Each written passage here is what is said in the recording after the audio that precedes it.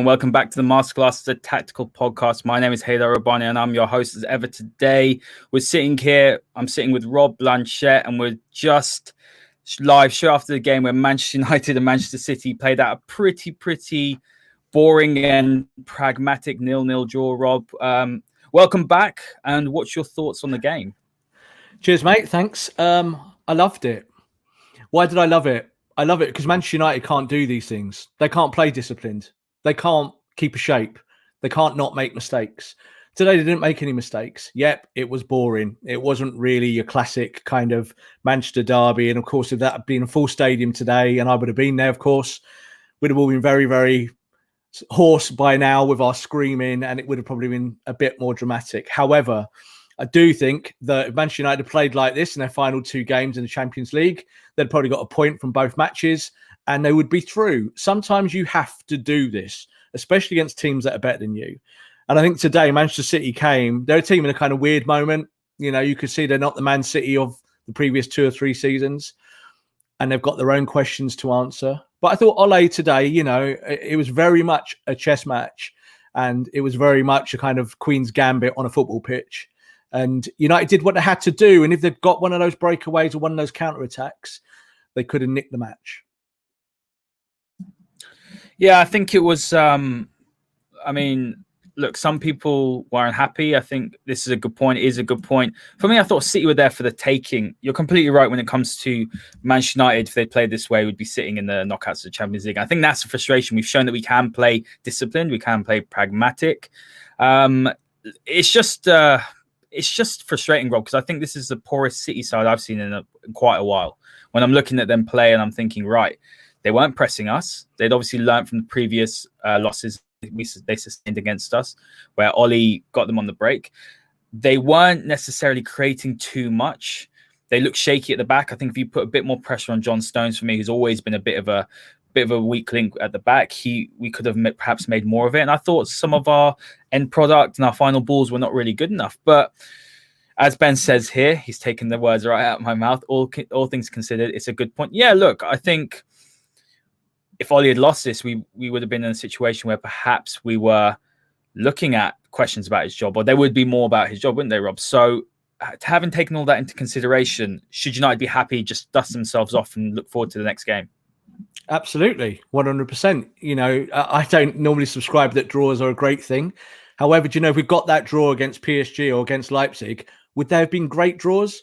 Yes, because you're through. Sometimes Manchester United, one of their big issues that we see, I think, season to season, certainly even back to the Fergie days, is that they are just not great at role playing. And that sometimes you just have to knuckle down, do the press, stay as fit as you can in the game. So you could see today with United, the last 10, 15 minutes, they looked shattered. You know, they really, you know, all that kind of mental energy had kind of, ebbed away, and all the kind of intent to keep pressing was waning as the game drew towards a conclusion. But today, United did the basics and they did them correctly. And I know people might say, well, that's what we expect. But we see this United team so often fail at the basics. Yep, there was no real cutting edge from United. I think, when the ball, you were trying to facilitate through Bruno, and that's obviously United's primary game plan. Bruno has to be perfect with the ball at his feet, and he wasn't today. It's not the first time we've said that. His press was fantastic. He was playing that kind of false 9 role, dropping back in as a 10, playing the diamond, playing 4-3-3 out of possession. All these things we'll talk about today. And he did all those things well. He didn't create, though. So if he doesn't create, United are in trouble. This is why the result was as it is. I agree with you. This is probably the worst Manchester City team that we've seen in recent years. But you can't play that. You can't start the match in that mould. You have to think that you're playing the best Manchester City team you've ever played, because you know how they can hurt you. De Bruyne's still there. Sterling's still there. Mahrez was on the pitch. They're all there. It's just that what United did was that they negated what Man City are good at. And you saw as the game went on, City felt less comfortable in their skin. They started to be a bit more conservative. They went slower and slower and slower and further back and further back and further back.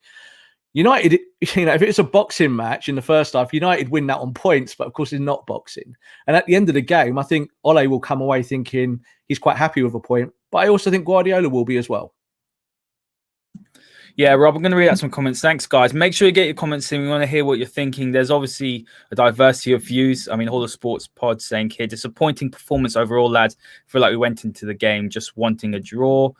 Whereas Shersha is saying, but I'm more than happy with a point in a game like this, considering the situations we were in overall. Helly was saying as well over here, it was a decent point. Happy to see Shaw and Maguire really stepping up. Shaw man of the match. Yeah, definitely. We'll definitely talk about Luke Shaw later, because I think Ole was vindicated in choosing him over Tellez. I don't think there was too much anger towards that, because Tellez has struggled in a flat back four. But Rob, let's move on to the formation and selection. So when we saw the formation come out, or the selection, we thought, right, 4-4-2 diamond. Looked like it'd be Fred at the base, Pogba off the left, McTominay on the right, and Bruno at the tip of the diamond. Off the ball, we both thought that it'd be a 4-3-3, with Bruno leading the press as a false nine. And there was no surprises, like I said just now, that Ole started with Luke Shaw at left back. We know City have a lot of quality going forward. We didn't really see it today, but I think that was probably the correct decision. When I looked at the formation, I thought, right, United have got to get bodied in the middle of the park. They've got to disrupt City and get some sort of foothold. That's what City do really well. Block the midfield, clog the space, stop Kevin De Bruyne picking up the pockets, which is something I think United did pretty well. I thought the first half was a good performance. The concerns were always, I suppose, how would we transition, or what would our end product be like? What would our final ball be like? Going into the game, we actually played 4-2-3-1, Paul Pogba off the left, which was an interesting choice. I was happy to see Paul Pogba play. I think there's a lot of opinions said about Paul Pogba, but were you surprised to see United go for that 4-2-3-1 with Pogba on the left, or do you think it was the right decision? Do you think United should have gone with a diamond? I think overall the diamond shape that worried me before the game, because I think if you play the diamond, it means that you've got one less midfielder who's a little bit more advanced, rather than playing when you play 4-2-3-1. Now we know 4-2-3-1 is Ole's system, and there was times when they kind of switched. There was a lot of switching in terms of putting Bruno going into kind of false nine, being at the tip of a diamond, and just alternating it as to where you need to be at that moment of time. So I think we saw that today with Pogba. Pogba didn't really go too far to the left in the three. He kept fairly narrow at times. He looked after the position well, both defensively, going back, helping Luke Shaw, and also then on the front foot. It's just that United really didn't have any kind of creative bite today. So again, not the first time we've ever said that, but it's also been married with mistakes in the past. And United didn't really make any mistakes in the past. Today, when you actually look at how they set up in what I thought was probably not the correct shape to look after the result and make sure you don't lose. Today was about not losing. Now, I'm sure that, when they do the game planning, they're thinking about ways of trying to score a goal and making sure that you can get the best chance of getting 3 points. But also, Ole Gunnar Solskjaer, after elimination from the Champions League, he's on a knife edge. He knows he's on a knife edge. His players know he's on a knife edge. And I think they played like that today. They made sure that they were disciplined. They made sure they worked hard. And I think today, one thing they did display is that they're still playing for the manager. That wasn't a team that looks, disillusioned with what they're being coached with. They didn't look like they were unhappy with certain jobs that they were trying to fulfill. We can talk until we're blue in the face about what role does Pogba play. Does Bruno, is he more effective as a 10, or is he playing as a kind of false 9, or playing as an 8? All of these tactical things we can talk about, but no one looks unhappy in the actual system. And you can always see it, I think, in footballers when they're unhappy. You see these mistakes and stuff that creep into their games, or they're just not quite there, just a heartbeat off. And I thought United today worked hard for their point. And again, in the 1 or 2 situations where United get in and around the box, you get a better shot off, you could win this game. United could have won this 1-0 today, just as much as Man City could have won it 1-0. But they're a better team than Man United. Still, to this day, you look at the players they've got better options. They came to Old Trafford today themselves not to lose after being beaten 3 times last season. And you could see that in their play. Yeah, I'm going to read out a few comments here, Rob. Barry saying, not a great City team, but still a bit better than us. Take a point, move on to easier games.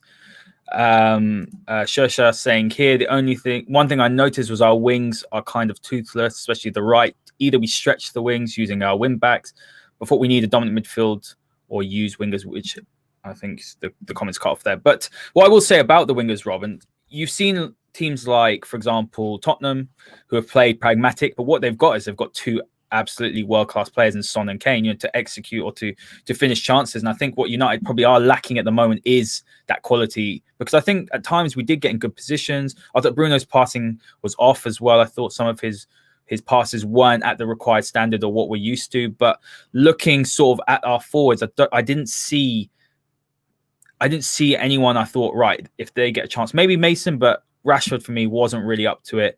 And I think that's United's problem, that you don't look at their forwards and think, right, there's a world-class finisher there. And I think that's a bit of a problem for us. I think we do look a bit toothless at times. And the problem is that when United do go more defensive, their attack looks blunt. And when they go more attacking, the defense looks shaky. We've struggled to find that balance. I thought today, while good defensively, I didn't think we did enough to say, right, we could have won that game, because I think City had two clear-cut chances. The Mahrez one and obviously the Sterling one. Yeah, well, I think if Marcus Rashford stays on side, and he should be able to look along the line, he gets fouled in the box, you get a penalty, you win the game. So I think United had as many opportunities to win the match as maybe City did. City have got more creativity. If you've got De Bruyne and Sterling in your team and they're running from unconventional positions from midfield, you saw Sterling was trying to exploit Wan-Bissaka, and I think Aaron did a kind of good job in the second half. First half, it was a little bit shaky. Overall, I think when you kind of look at those balancing points, United in a diamond will always suffer than when they play 4-2-3-1. 4-2-3-1, you can sit a bit deeper, you can hit on the counter, the game is stretched, and you've effectively got four forwards bombing forward together at pace. In this formation, in a kind of 4-4-2 diamond, or call it whatever you want, a 4-3-3 shape, ultimately, it's much harder to get runners into the box. Now, one thing I want to talk about, because I've said it for the last couple of weeks, Marcus Rashford is still playing with an injury.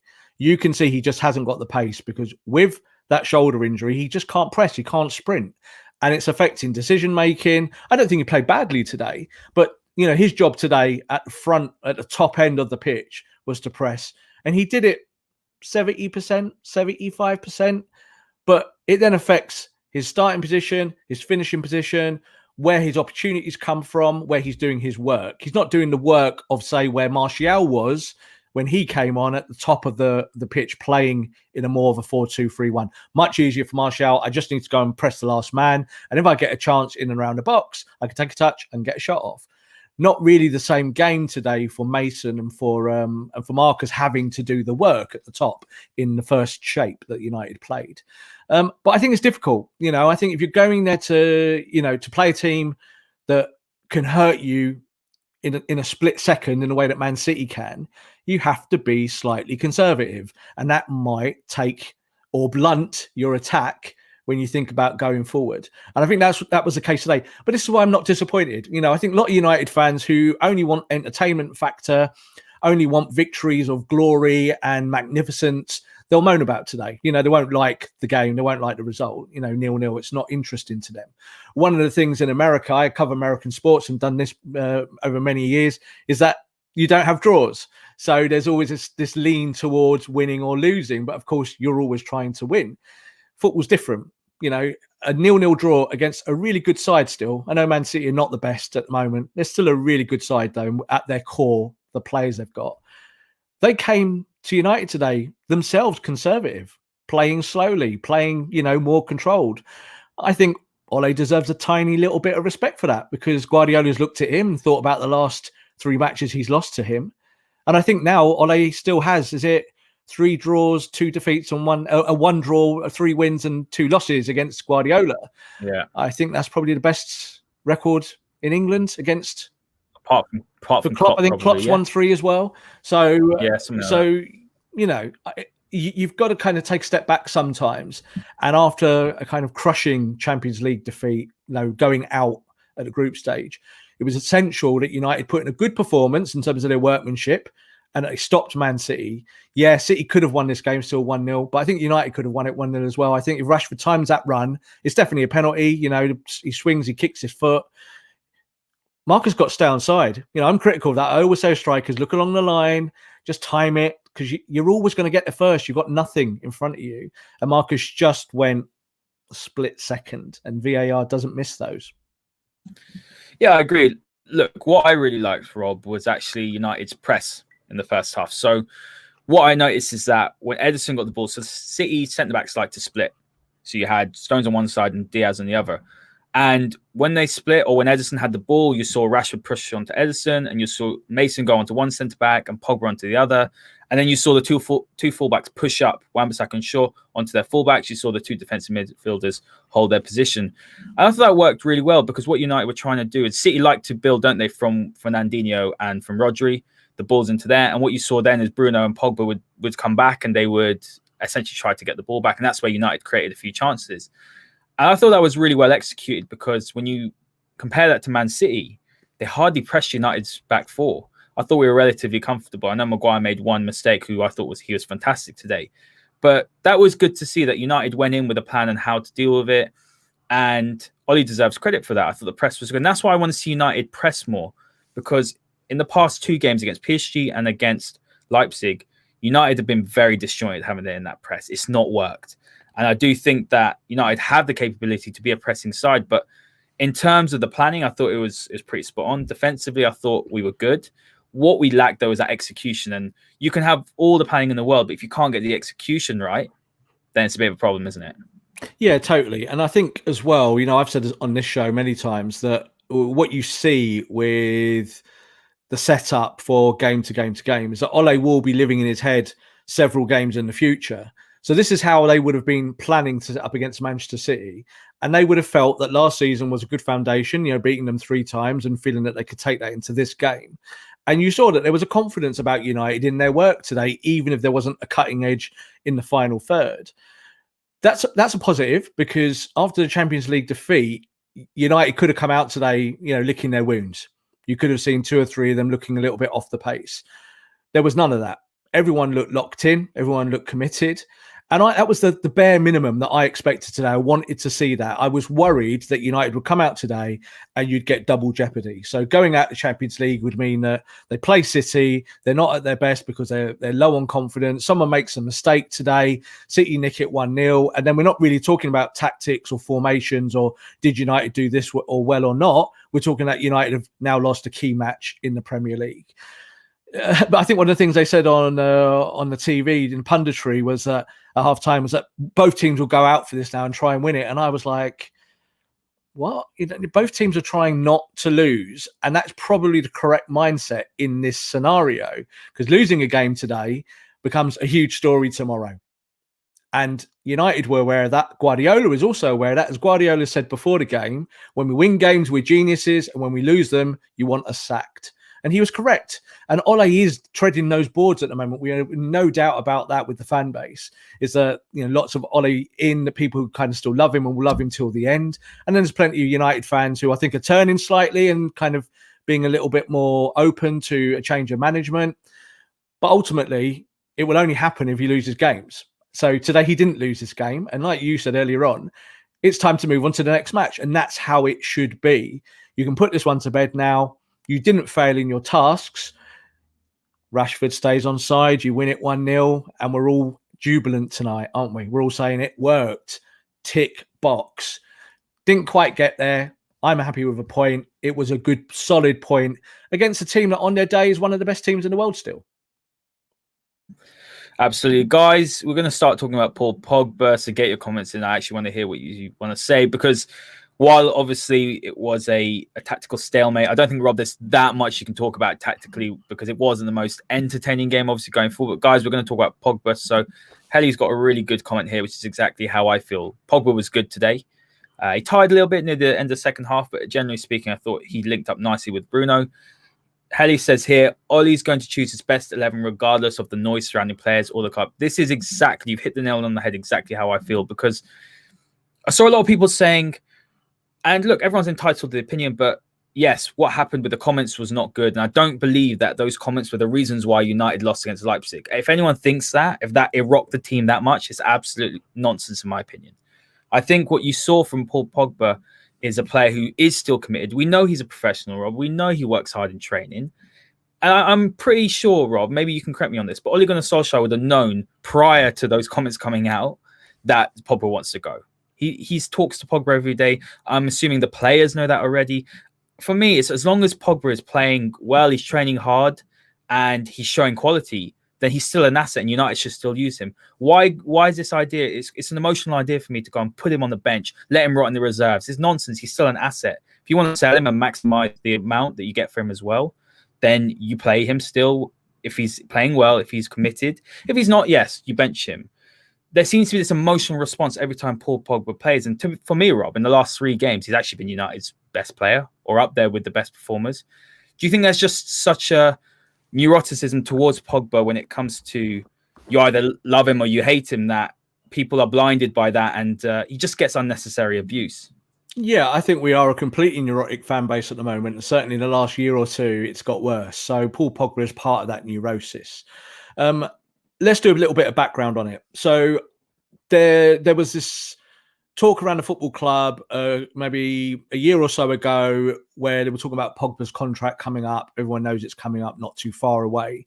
And the general consensus of feeling from Pogba's camp that was put forward was that he's happy at the club and that if Manchester United agree a contract with him, he will sign that contract.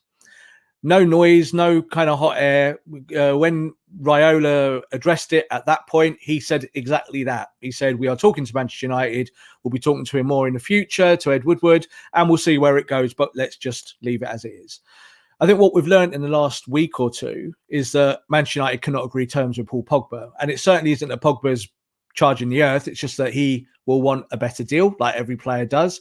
I remember this happening with obviously Wayne Rooney at one point. It happened with Roy Keane, Patrice Evra, Nemanja Vidic, all exactly the same situations of when their contracts are coming up, they want a slightly better deal. So Pogba wants exactly that. But we live in COVID times.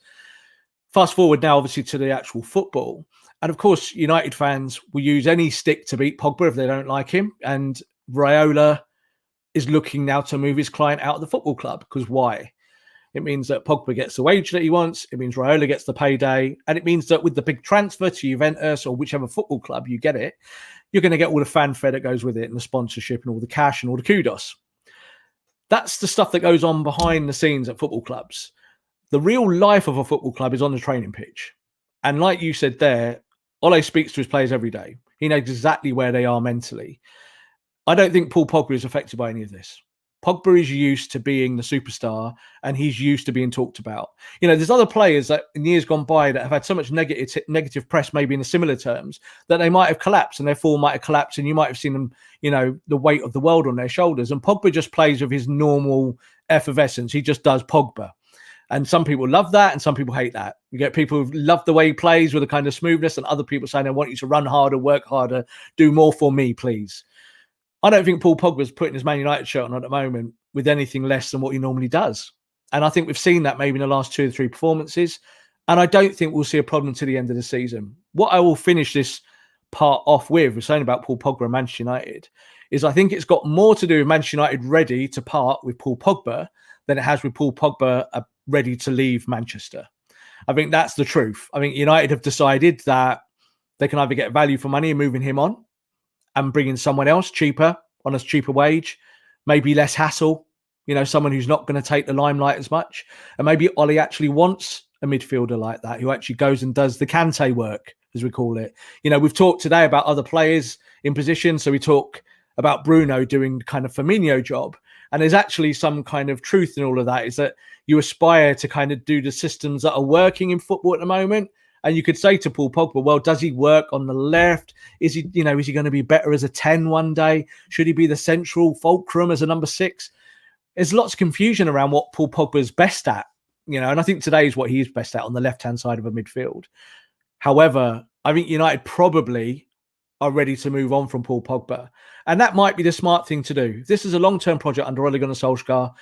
Pochettino doesn't get the job for whatever reason, if Ole keeps winning games or keeps United near the top 4 or in and around that conversation, it might be a case that United allow Pogba to leave in January or even maybe at the end of the season, and that they're ready to kind of bring someone else in who fits that mold of a player that they need. I've been touting Neves from Wolves, and lots of people said, oh, he's not playing. He's not as strong as Pogba. He's not as skillful. It's not about that. It's about what someone does in a team. And there's no doubt that United, whether you play 4-4-2 diamond, 4-3-3, United's weakness has always been defensive midfield and trying to join the dots. And Neves as a number 6, has played plenty of Premier League games there. He can do it with players closer to him in a tighter system. He can do it in a more expansive system. He can play long balls. He can play short balls. He can work. He's got energy. He's not a destroyer, but you don't need one as a number 6 in the modern game. So someone like Neves, you could go and get him for 50, 60 million. You might be able to sell Pogba for a similar price or slightly more, and you balance your books in these COVID times. And Neves, crucially, will be cheaper on the wage bill than Paul Pogba. Yeah, absolutely. Rob, I'm going to read out some comments. Lokesh is saying here, Pogba's doing the professional job, and that's enough for United to get results. That's what it's about. This is what I was trying to say today. You know, I don't sit here and I'm not going to get emotional at the fact that those comments came out, because he's wanted to leave, Rob, for 2 years. We've known that. United should have cashed in a couple of years ago, and I don't think he did. I think he did. You think he did, but all I can relate to you is what we hear in our jobs from the football club and from the people around the player.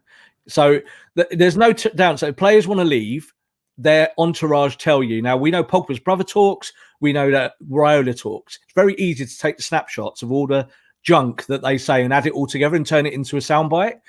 The truth is that it was put to everyone that Pogba would sign a deal if Manchester United gave him the terms. Manchester United have not given him the terms because they just lost out on £100 million worth of revenue.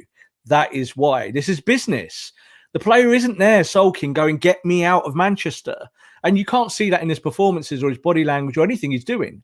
You know, you have seen players like Christian Eriksen at Tottenham go, don't want to do this anymore. I'm just going to have a bit of a kip and just let football happen around me and then get benched. And you see the fans react to that. You're not seeing that with Pogba. What you're saying is a reaction to the tabloid noise about Paul Pogba, and not what's coming out of Pogba's camp or Manchester United. United were quite confident that he would sign a new deal up until about 10 minutes ago. It was only really this week where it's the tone has changed. And I get that, because I think once Raiola does that, he's trying to move his man on. You know, he's going to do it with Jesse Lingard. Jesse Lingard's going to leave Man United in January because he's under mini Raiola, and Raiola wants a move, you know, because he's got this guy rotting in the United reserves. I think Pogba will leave, but I think it's more to do with Manchester United now willing to let him go to try and change their direction from within. I don't think Paul Pogba is a problem at United. I don't think Ole sees that. And you can tell because he wouldn't play today. That was an issue. If that was the truth, he would not be in this team today. I think he worked hard. He did well on the left. It was good balance. And the 2 or 3 roles that he did do, I'd like to see Pogba have more chance to be creative on the ball, but it's more important that United are disciplined in every position first and foremost, and the creativity should come after that. Yes, fair point. We've got a comment here from Joseph. I think fans forget that Ole and the coaches see these players train week to 100%. Week, and reasons why certain players start. Yeah, now that was my point about Pogba. It's quite clear that he's obviously performing in training. Ole, and I saw a lot of fans saying, "Oh, Ole's letting him walk all over him." It's absolute nonsense. It's just rubbish, because at the end of the day, I think Ole's strong enough to turn around and say, if Pogba's not pulling his weight, go, Paul, you're not playing. Did you see what Ole said as well? And in the last presser before the game, and he said, there have been players at Manchester United at this football club while I've been here that haven't wanted to train and that haven't wanted to play. Those players are now no longer at the football club. But I know that Paul Pogba is working hard in training. I've seen him every day. I speak to him every day. He's ready. He's focused on his game. That's the manager saying that. Now, if you're walking a kind of tightrope that Ole is, and you don't trust the player, especially when you know if you lose, you're going to have a gun to your head from the press and from the fans, you don't start Paul Pogba. He started him because he trusts him. And I think that there's still this situation where if United actually come up with the readies, they might even retain Pogba. You know, say Pogba's brilliant till the end of the season and United suddenly go, oh, we're not going to get a better player here. Maybe we should give him 250 grand a week or the extra 100 on top. Fans won't like that because they never do. But you might see that United go, there isn't a better player in the market for us to improve the team. Or someone doesn't come in, Rob. Yeah, and don't forget, for Raiola, it's all about the money, right? For Raiola is a businessman. He wants his man to move on. He wants to make money. He gets a cut.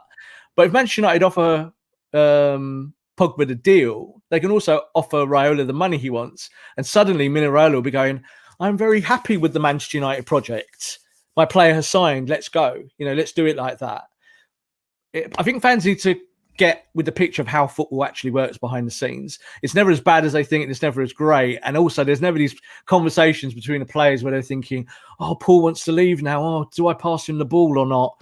Or will he kind of be committed? They're not. They're all friends. They all play hard. They all work together. And I don't think we've seen any evidence on the football pitch in the players themselves that these rumours bother them. They tend not to unless the player himself wants to get out. Like I just gave the Eriksen example. We might have seen that with Lukaku at one stage at United. Didn't look quite bothered, did he, at the end? Sanchez looked a heartbeat off. People talked about players like Darmian, who came in and out the team, didn't do very well. Delo's kind of in and out. People said, he wasn't given a chance. The manager can see in training whether a player wants to be at the football club. And I think all the ones that he can see want to be at United are still there. The Chris Smallings have gone. It's not that they're bad. It's just a case that maybe their time had come. And that might be the case for Pogba. We might get to the end of the season and Ole might go, he's not the player I need in midfield. Let's sell him for 50 million, 60, 70 million, whatever we can get. And let's go and buy a player that fits my system. That would also be the smart way to run your football team.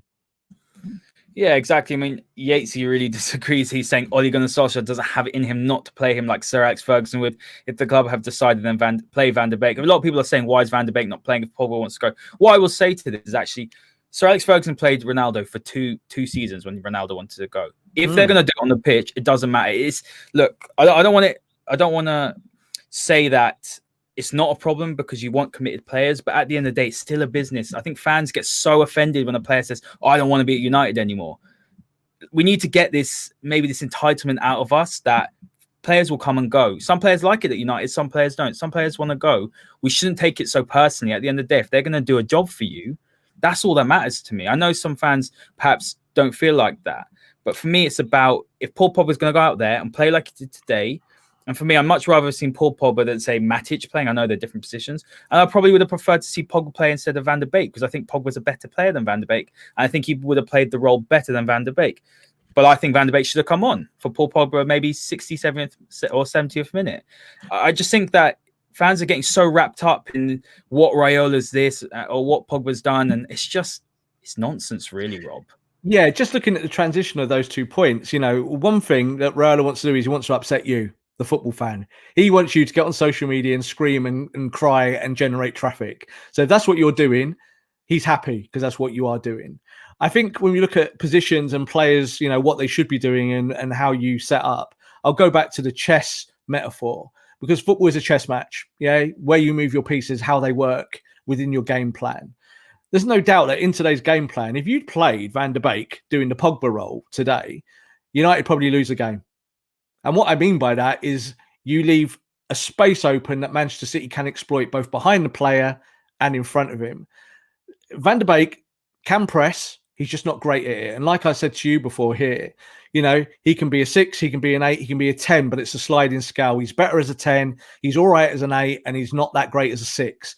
And to the side of a diamond, he could play it, and I would be happy to play him that diamond against a lesser team. But my God, if you've got De Bruyne anywhere within 10 yards of that player, you're going to get hurt. And this is the problem I think fans don't see because it becomes a popularity contest. I personally wouldn't have brought Van der Beek on for Pogba in the last 20 minutes because I think then you might have lost your shape. You might have actually lost the energy in the system. But you could have bring on substitutes and try and say to yourself, right, hang on, I'm trying to, bolster a certain position. And I think Martial coming on made sense because they went to a 4-2-3-1. And they went to kind of a shape that they normally start games out at when they're playing a bigger opponent. So that made sense to me. But bringing in Van der Beek, who doesn't match Pogba's skill sets, both on the ball, off the ball, whether it be physicality, whether it be kind of reading of that position, it's not position. He doesn't play on the left in that role for Ajax previously. It's not what he does. I think you'll be coming in onto him saying to him, right, come and sit in our system that you're still learning after all these weeks and go and play against one of the best teams in the world and do it, please, with De Bruyne running in and around you. I don't think that's clever. Not tactically, not in a chess match. Pogba did okay. I was surprised he went the whole 90 minutes, but I'm also not surprised that when it got to like 80 minutes, both managers kind of conceded a little bit and went, we both are not too displeased with a point. So we just slow it down. We keep our shape. We do our work and we just see it out. If United were going for a win, yeah, bring Van der Beek on. Bring him on.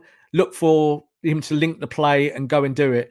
But I think both managers were happy with the point at that stage, going to the last 50 minutes, and they all looked shattered by then on both sides. It's not always a case of you change it. Sometimes you can kind of lose your shape because you're bringing in players who are either not trained to do that role, or they're just not as good as the player that's already on the pitch. So you keep the better player on. Yeah, absolutely. Yates' got a comment here again, Rob, saying, I get what you're saying, Rob, but my point is Sir Alex Ferguson always made every player feel part of the team and needed. Can I respond to that? Can I respond to that? I'll read out the second part to it. So, I'll let you respond. So, Solskjaer doesn't seem to show that too much to Van der Beek. I get Paul Pogba and Van der Beek are totally different, but both can be assets. Look, I think that is quite a... We don't know what's going on behind the scenes. I don't think Van der Beek, he cares about Van der Beek less than Pogba. It's just the fans' perception of it. Yeah. Van der Beek's a new signing. He's a new asset. Everyone wants to see him play. We all do. And it is frustrating for me that I don't think he has been given as many minutes as I would have liked. But I don't think it's a case of Ole prefers him and he prefers Pogba and Pogba doesn't deserve to play. I just think it's getting caught up in all the emotion. Let's just be objective about it. Today was the formation 4-2-3-1, spot on. Today, I would have seen Pogba on the left and thought, not too sure. We'll see how it goes. But I would much rather seen Pogba there. It worked. That's it. Done. Let's go to the next game. We don't need to analyze whether Ole likes Pogba, whether he doesn't like Van der Beek. It's just pointless. It's hearsay. And the thing is, again, I can only give my perception from what we're told in our jobs and what we do. And we kind of hear directly from people, and you can never say, hello, are you actually lying to us or any of that? All you can relay is what you hear. The big point we hear about Ole is that he does manage the squad in a very similar way to Fergie. He gets in players, he looks after them, he's kind, he's generous, he does all of that, but he's also a taskmaster. If you're not doing the work, you are out of the football club. And that's how Fergie was. Fergie's squad management wasn't just about putting his arm around the David Beckhams of the world and looking after him. It was about everything else that went with it, having that connection with the people that work in and around the scenes at Manchester United, keeping the holistic football club running. That's one of the things that Fergie was a master at. But that was old school. I think Ole's closer to that than certainly the last three managers that we had before him. So I think when fans say this, it is a perception, and they say it in a way that is because they feel spited. They want Van der Beek to play. They don't want Pogba to play because of what's happened in the press this week. Therefore, fan thinks this, and those two things don't meet. So it's like, well, I want Van der Beek to play. And as I heard lots of United fans say in the last week, obviously mainly through the portal of Twitter, I never want to see Paul Pogba wear Manchester United shirt ever again. And I just think that that's a juvenile response. I think that's not the way football clubs work. It's not the way sport works. You have to get your most out of these players. I can guarantee you that if Paul Pogba was a problem in Man United, he wouldn't start today, 100%. Because Ole doesn't suffer fools gladly. We saw it with Sanchez, he was gone. We saw it with Lukaku, he was gone. And we can say, look, Lukaku's done really well in Italy. We always knew he would. He's a great striker. He can score you goals, but he didn't fit Ole's system and he didn't fit the ethic of what Ole was trying to instill, certainly at that point in time. It will run and run until Pogba's gone. I do think Pogba will go eventually because I think United want to sell. I think that's what we're hearing. And that will be the end of the saga between Manchester United and Paul Pogba. As it stands, who do I start today? Pogba or Van der Beek? I start Paul Pogba. He's just better in that position. And Paul Pogba showed today there was nothing really wrong with what he was doing. Imagine if Pogba had just got that opportunity to open the defence up and play the ball through and played Marcus in or played Mason in. It never happened today. But if it did, and you get that winning pass from Pogba, that's why you have him there, because he can play that pass. I'll tell you what, Van der Beek can't. He's not a ball player like that. He's brilliant. He's brilliant making runs into the box, those late runs. He's a very clever player. His spatial awareness is fantastic. He's good with one-touch football. He's tidy in possession, but he's not a passer. He's a Lampard. He's a Lampard, not a Gerrard. That is what he does. He wants to be second man arrival, coming deep, either from the 10 position centrally or coming slightly from the sides, into the channels. He wouldn't have been able to do it today. Today would have been all the dirty stuff. You need to stay goal side. You need to make sure that the players that are in front of you, you have to keep marking. You can't let up for 1 minute in a 90-minute match against Manchester City. Why? Because they'll beat you. So today, United did all of those things really well. I think, we'll talk about individuals as we move forward. We'll talk about, I think, Luke Shaw. I think it's really interesting today how he played. He was really good. I think kind of look along the back line. I think the whole back four was pretty tight overall. I think Aaron in the first half, one or two issues, but but kind of sorted them out, got tighter to Sterling in the end. And just the general ethic of the football team in terms of their work, I thought was quite good. Let's move on to Luke Shaw, Rob, because you've segued into it. I thought he was good today. I completely understood the reason why we signed him. Let's be honest, whilst I'm excited about Alex Telles, and I'd like to see United play with a more of an attacking-minded fullback than Luke Shaw, Telles defensively would have been the worst choice today because he's really struggled. And we knew that. We've said it many times in this podcast. Telles is more comfortable as a wing-back. He's going to have to learn that side of his game. He's not comfortable in a flat back four. When he played at Porto, he played left back. He was almost like a winger. He was their attacking creative outlet. So naturally, Luke Shaw got dropped. Shaw, for me, doesn't do much going forward, if I'm being honest with you. But defensively, I thought he was fantastic. Ferran Torres came on and gave him a bit of a run a few times, but he did well to recover. And this is the thing. United haven't shown that solidity at the back. And this is the same back four, by the way, that's much maligned. And I still think there needs to be more quality added to it. But on the whole, Rob, United were pretty much unscathed. I wouldn't say that United were particularly troubled. A few chances from City, and that's a good place to build off, isn't it? Yeah, again, and I think I agree with you, and I think it's trying to look at what the matchups are. So I think if Aguero's fit today and plays, it becomes a very, very different matter. If Shaw's looking on his inside, seeing Sergio Aguero there, or he's seeing some of the runs that Gabriel Jesus makes, which are kind of unconventional and not towards the number 9 position, not beyond the penalty spot, it's a lot easier to play. So that's the first kind of part of it. I think what Shaw did really well today in what was effectively a flat back four was that he pushed up against his man at the right time. So all his timings were really good today. He left no space in behind. I think later on in the match, when he was a bit more tired, there was 1 or 2 errors creeping into his game. But overall, he played the position well. Whereas I think in the last game in the Champions League, you could see that he'd been out the game for a bit, just wasn't as sharp. He got those minutes in his legs. And today he was good.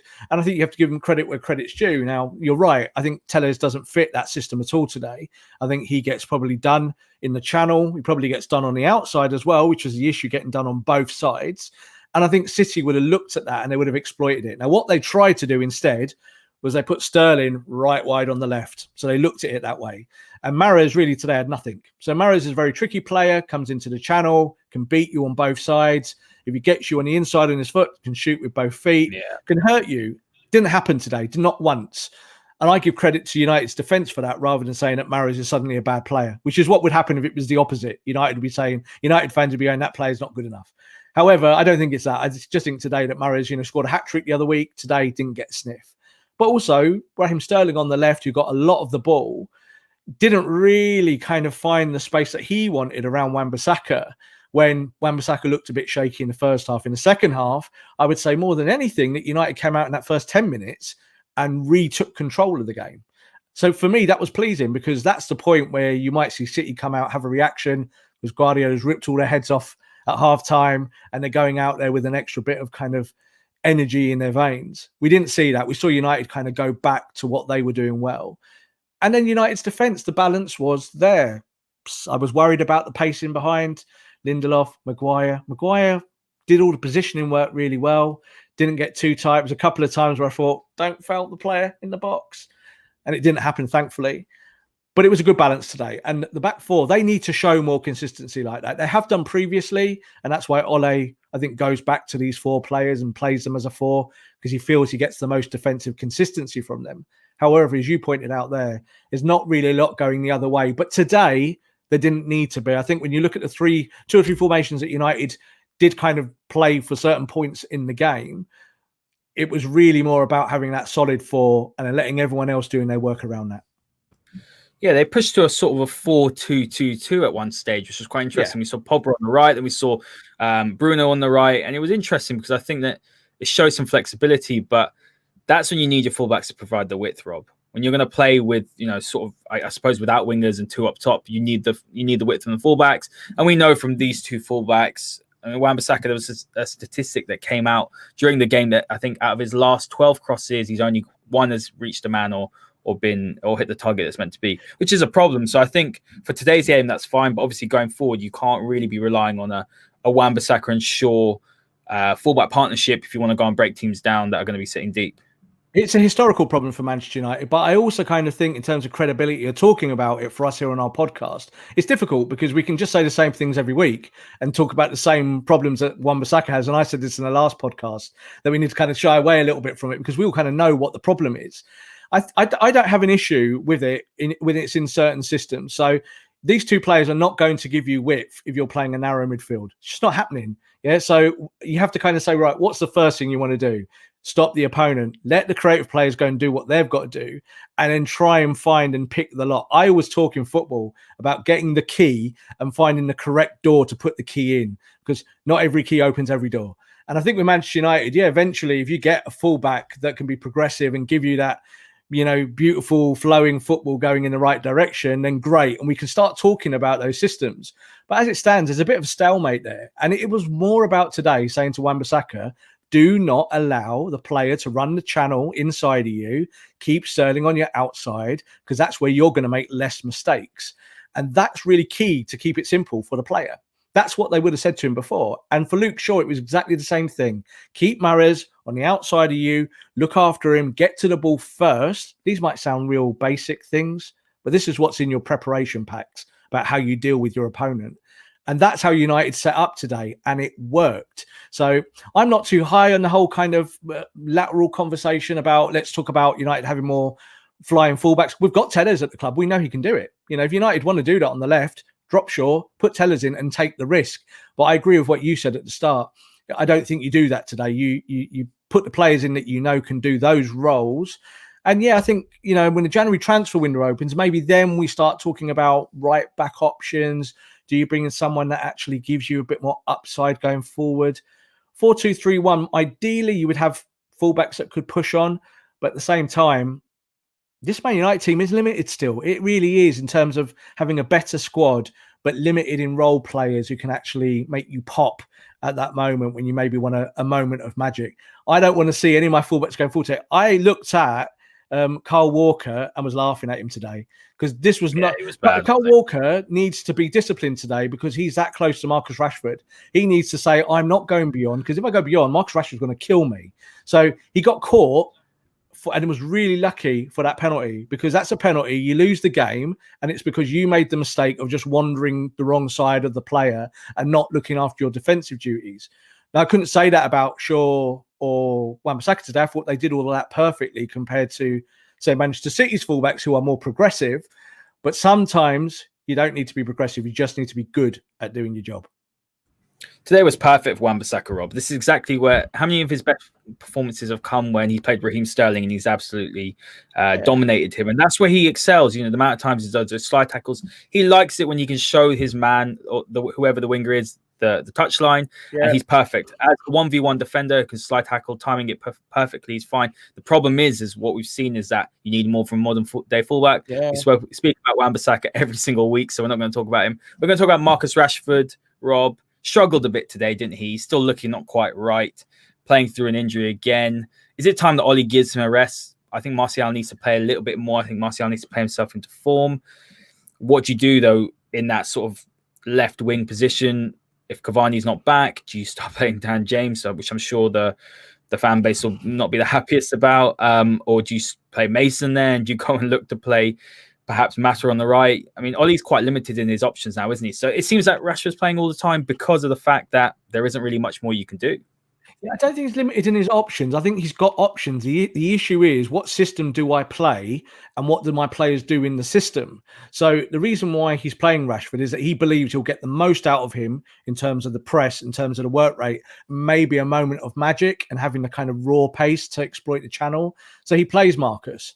My issue with that is that if a player's not fit, he can't do any of those jobs in a kind of excellent way. Now, if you think about it, again, if Rashford times his run, gets fouled in the box, United win the game because Bruno puts away a penalty, then it's Marcus Rashford that's won you the game just through that moment of running from deep. So you're then justified. But of course, in a 0-0, people can kind of say, oh, well, should you have started him? I totally understand why he's starting him. He's the life and soul of the football club.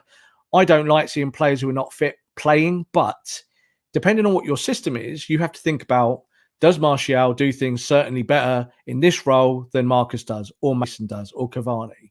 that's the cocktail. That's where you have to kind of find the correct ingredients to actually shake it all up and create something that works. I think when you look at Martial, there was a lot of kind of bad vibes around him with fans before the game and saying, "Oh, I don't want him to play," all along those kind of lines. I think he's been sick, so that's a difficult one because you've got to assess that, are you ready? Now, he was probably ready to play 20 or 30 minutes today, which he did.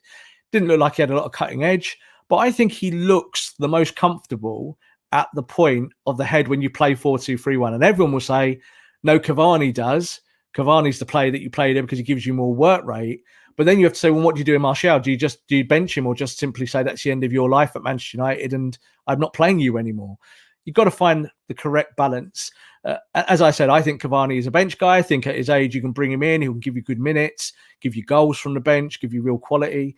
I still want to see Martial starting matches as the centre forward. If you play 4-2-3-1, if you want to play a diamond, then it's up for grabs, isn't it? Then you might play, say, Cavani and Rashford or Cavani or Greenwood. And I think Greenwood playing today, it shows that maybe in Ole's head that he's getting back to in training where maybe he wants him to be, obviously after all the things that he's had to deal with in the last few weeks. Yeah, absolutely, Rob. Let's move on to City and the last sort of topic. City were pragmatic, weren't they? What I saw today was, I've never seen this from Pep Guardiola. It's a manager that almost was happy just to keep it tight and take the point and move on. And it feels like with City at the moment, lacking a bit of intensity, a bit of form. He's never really had to do a rebuild before as well. Taking all these things into consideration, should United probably have pushed forward for the victory? Should they have done a little bit more? I'm just sort of playing devil's advocate because I'm just thinking about it now. I've never seen City in a long time. I'm talking since maybe over a decade now, where City haven't come to Old Trafford and at least tried to play a little bit or been the more dominant one. But I sat there comfortably and I thought at halftime, City are there for the taking. But Guardiola was very, very pragmatic, not very Pep Guardiola like it, as if he was thinking, right, Manchester United are going to play this way. I've got to make sure that Bruno Fernandes doesn't run into the pockets of space. I need to make sure that we don't let Mason Greenwood onto his left foot, make sure that Rashford doesn't make those runs in behind. He's almost as if he was more worried about what Ole Gunnar Solskjaer was going to do than actually, right, this is what Man City are going to do. They're going to dominate the ball. De Bruyne is going to be, he played very high today. He's going to be picking up the spaces, those pockets between the defense and the midfield. That was quite odd for me to see. And does that change things a little bit when you're looking back? Perhaps, let's say in 2-3 weeks' time, you thought, right, that point against City probably should have been 3 points. Or am I just doing a bit of revisionism because I'm saying, look, City were poor today. United could have won. I'm just throwing a few things around because I do think at halftime the game was there for the taking. I think while we always say a point against City is a good point, I think we could have come out with 3 points there. Yeah, I think you're looking at it from idealism. That's the idealistic way of kind of what would have happened. So at the end of the game, we can now look back and say, well, City weren't great today. Should United have done a little bit more? It's pointless. It's pointless. You set up to play how you're going to play to your game plan and you execute and you either win a game or you don't. And there's plenty of times where United have played fantastically in matches going all the way back to the Sir Alex era and beyond and played great and lost because that's what happens in football. You can't win every game. And then there's situations like today where you think, oh, if you just got one extra chance, could you have won the game? Of course you could have. But in retrospect, it's just devil's advocate. I always think in sport in general is pointless because you can only make the decision at that moment of what you're doing. I'll say this about Pep. I've followed Pep's football all the way back to Barcelona. I used to cover Barcelona back in the days when he was at the football club. I was a big advocate and fan of how he set up. People used to say to me all the time, of course you're going to win everything with Messi and all of those players in there. But the way that he set Barcelona up, taking them on from the Van Gaal, the Rijkaard era, the kind of Dutch foundation of that football club, that came from him, a guy who learned under those managers or learned under that system at Barcelona. And he took that forward, took it to Bayern, did really well at Bayern, won everything, but Bayern win everything even when they're not that good. So it wasn't really much of a challenge. And he did it again at Manchester City and taking them to become one of the best teams in the world. What you will say is this: when you look at Ole, we talked about here, if he loses a game, we talk about sacking him again. He seems to be the only manager that gets sacked every week at his football club by his own fans. But with Pep, there's a bit of grace there. But if you lose 4 times in a row to Manchester United, people start to talk. So he knew today that he couldn't do that. And I think also when you look at Guardiola at his very best, it's when everything is just there and clicking and, popping away. What did Pep not have today? He didn't have Vincent Kompany. He didn't have David Silva. He didn't have Sergio Aguero. 3 world-class players that get in every team in the world. And when you lose that quality, you have to replace them. And if you replace them with John Stones, and then you start kind of adding through it and looking at players, and you think, well, is Phil Foden, is he as good as David Silva? Well, my opinion is not a chance, not even 10%. He's a decent young English player. So do I play him today because he could do the Silva role? Nope. Does Jesus do the same role and do it as well as Aguero? Nope. So you have to look at these things as a manager and be honest. And he sees them in training, and he will have that in his head thinking, this isn't my team from 2 or 3 years ago. That was maybe the best team in the world at that point. At the start of the season, I said that Manchester City is still my favourites to win the league this year. And I said that because I said, I think Liverpool will get injuries because they've been lucky for 2 or 3 years. Here we are. Liverpool have got injuries. But what have Liverpool done? They've maintained results. They're still at the top or near as they need to be at this stage. City, on the other hand, are in transition. You know, they've bought new players to the club. They're still bedding them in. They haven't got a lot more bite. They've still got great players, Sterling, Mahrez, De Bruyne, players that you know will play themselves into form in the next few weeks. The City will start winning again. But again, as we just said here about Ole, it's the same for Pep. You don't come to Old Trafford and say, do you know what? We're coming here to burn Old Trafford down. You go there not to lose first and foremost and look after the ball. City did look after the ball, but they did it at the expense of maybe being more creative. I think you've got to give Ole credit to that because, you know, if you go to another football team, I'm sure today City just go, right, we're coming after you and we're going to hurt you and we're going to score 5 against you. That's what we always do. Credit to United for the way they set up. And they showed City in the first 20 minutes, you're not getting an easy night here today. You're coming here to Old Trafford. We're ready for you. We want to work hard. We're going to show that we're playing for our manager. In the same way that you guys are going to be playing for your manager, just quite didn't get the chemistry right on the day. I think there's an issue with Sterling. He's lost form over a period of time. Doesn't look as lethal as maybe he did 12 months ago. That's an open question. Mahrez can be hit or miss. We know that. De Bruyne, you could see today, body language, hands on hips. What's going on? Why are players not making runs for me? What's going on? You could see it. And they're the things I think that Guardiola would be more concerned about and maybe say dropping 2 points against Manchester United at Old Trafford. Yeah, that's very fair. And I think the comments do echo that as well, Rob. The Green Devil, I think we played well, and playing like that and getting a draw against a very good opponent. And that's the thing. They are still a very good opponent. You know, top he's okay with that. Top 5 side in the world still for me.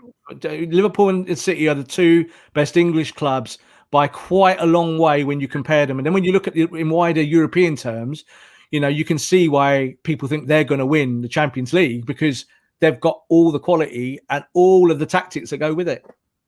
And also you're looking at the 2 big Spanish boys, Real and Barca, going through transition. Bayern Munich, yeah, they're behind it. I mean, I would say probably right now, Bayern Munich, Man City and Liverpool are the best 3 in Europe. Top 3 by a long way. Yeah. And then a big gap.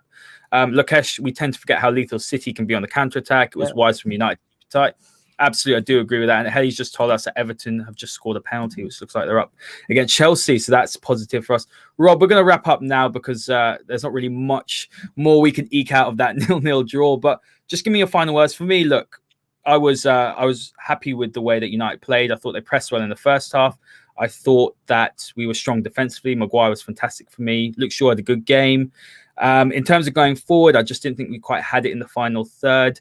I thought we had some really nice combinations at times where we played the ball up. We were quite direct, but again, lacking that final ball. If United had done that against Leipzig, PSG, Istanbul, we'd be through to the Champions League. So we see this United side can do it.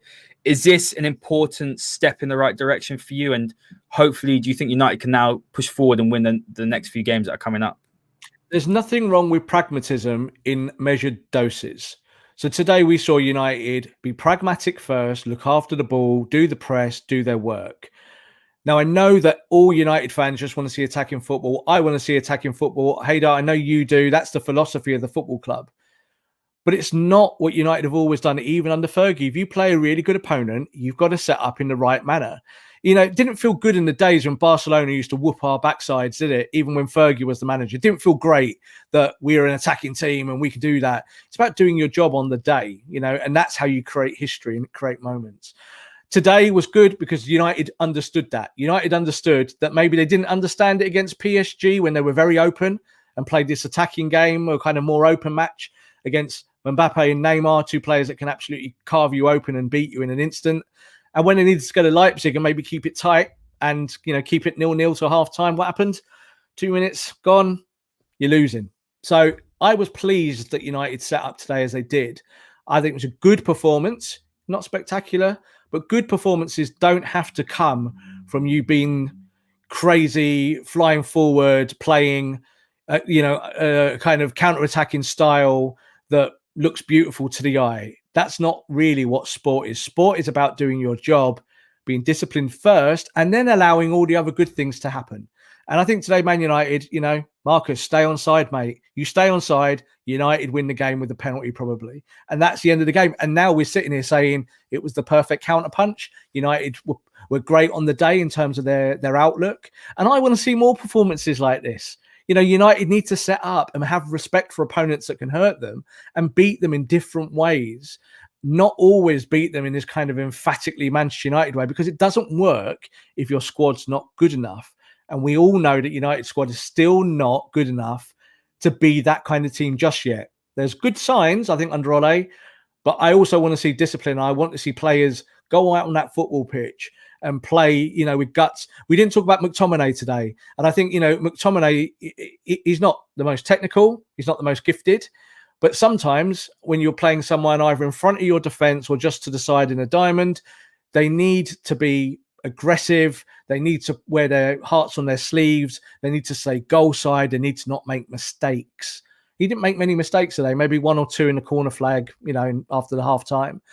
But overall, a good performance from all the players. And sometimes, you know, taking a point is not a bad thing. You know, take the point, go away, go to the next game. And then you can play, you know, an opponent that lets you play a little bit more attacking, go out and hurt them. So pleased with the result, you know, not unhappy, and we move on. Absolutely, I agree with that completely. Gerald, the last comment. Great show, guys. I liked the work ethic today and the enthusiasm showed by the team. 1 point onto the next. Exactly. We've got Sheffield United next, which we need to win, and hopefully we can now build on that. Rob, thank you very much for joining me. To all the listeners, thank you very much for all your comments. Wasn't the most riveting game, but no, we appreciate you joining us. Rob, any last words? I just want to also, again, as I do every week, just thank all the viewers and people who have been logging on and watching us both on Twitter and listening on Spotify. You know, we got record numbers last week, and we're really pleased with the live feed. We couldn't believe how the thousands and thousands of people that joined us and watched live, and then obviously went to the playback and listened back afterwards to kind of break it down. We try and give you succinct information about tactics and Manchester United. We try and keep it gossip free. Obviously, we talked about Paul Pogba today, the king of gossip. So, you know, that's one thing. But overall, we're just really, really pleased with the response. And, you know, you guys supporting us on social media, please keep it up. We need you to get other people, your friends, your family watching with you. And we can kind of take the masterclass forward and have a better show as the season goes on. Absolutely. I echo that, guys. Please spread the word. We'd love to have more of you joining us for our shows. So thank you very much. We'll see you next week after Sheffield United game. Have a nice rest of the weekend, and we'll see you next time.